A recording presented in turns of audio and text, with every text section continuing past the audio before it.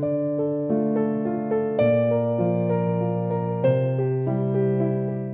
1938, la Société historique Le Vieux-Marly faisait classer en site naturel protégé les 250 hectares de terres agricoles et bois de la plaine du Trou d'Enfer.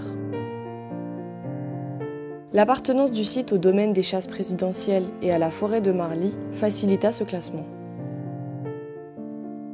Sur ce territoire se trouvent d'importants éléments patrimoniaux, dont par exemple une tour du télégraphe aérien Chap, construite en 1796, relais de communication de la ligne Paris-Brest et utilisée par l'armée jusqu'en 1852. Elle fut classée en 1943 et récemment restaurée en 2008. Autre exemple, les vestiges d'un pont tournant où passaient les équipages de chasse des rois, classés monuments historiques dès 1928. Tous ces classements furent réalisés à l'initiative du Vieux-Marly.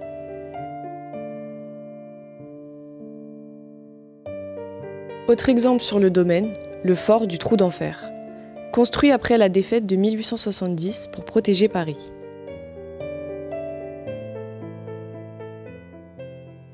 Il a une histoire exceptionnelle. C'est l'histoire d'un fort implanté dans une zone de boisée rurale. Il n'y en a plus beaucoup en région parisienne, il faut quand même le dire.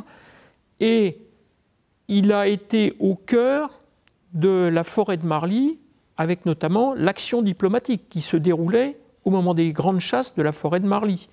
Il a vu passer les sommités mondiales de l'époque pour la diplomatie française. Il a servi également de laboratoire pour la création de l'artillerie spéciale d'assaut, les chars. Il a servi de laboratoire pour les premiers chars. Il a été un élément de défense essentiel de l'Ouest parisien en 1914, même s'il n'a pas tiré un coup de canon.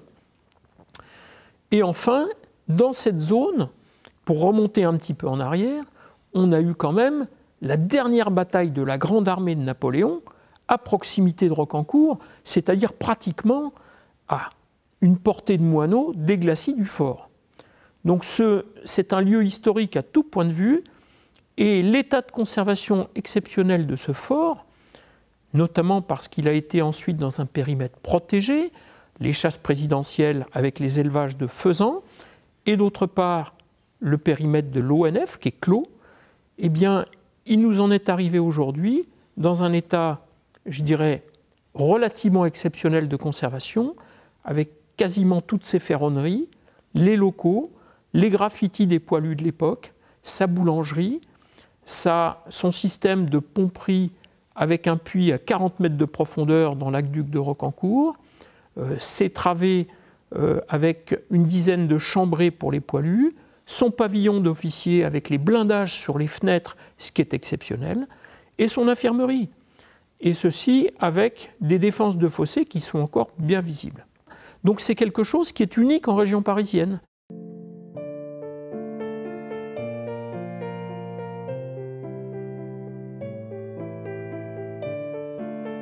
Suite à la réalisation en 2016 d'une exposition pour commémorer le centenaire de la création du premier bataillon de chars durant la Première Guerre mondiale sur ce site et le projet de mise en vente du fort par l'État, la Société d'histoire locale Le Vieux-Marly crée avec des partenaires une association distincte, les Amis du site du Trou d'Enfer.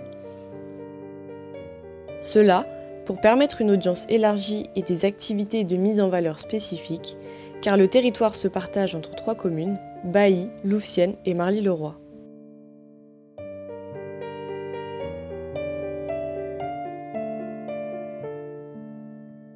Notre ambition au niveau du fort, c'est de pouvoir reconstituer une petite partie mémorielle de son histoire dans le fort proprement dit, avec une rénovation très partielle d'une chambrée par exemple des troupes, d'une chambre des officiers, de la boulangerie en tant que telle, avec la possibilité éventuellement de faire une sorte de fête du pain annuelle, ce genre de choses.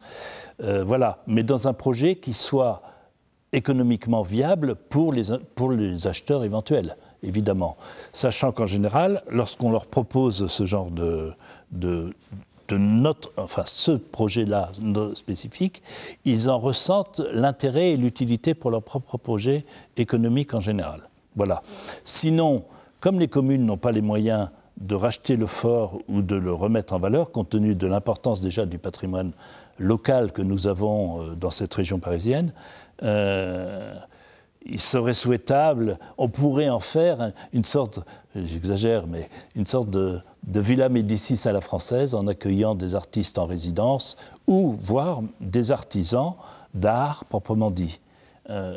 Nos grandes entreprises type, je ne vais pas donner des marques, mais qui interviennent dans la haute couture ou dans les parfums ou ont besoin d'artisans d'art qui travaillent sur leur projet. Et je trouve que ce site pourrait très bien convenir à un certain nombre d'artisans d'art, à condition, effectivement, de remettre quand même un minimum en état les accès et surtout un minimum de confort. Voilà.